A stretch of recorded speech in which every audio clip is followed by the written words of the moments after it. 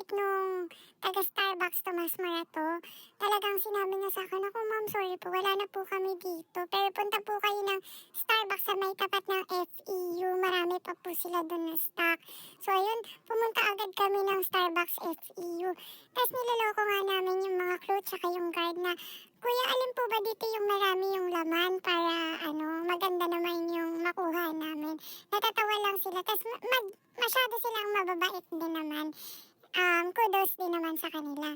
Tapos ayun, yung nakuha ko, bali, isang mug, isang cold cup na Christmas na may straw, tsaka isang reusable na cold cup din na may straw, tapos isang stainless steel tumbler na malaki, worth 2,995.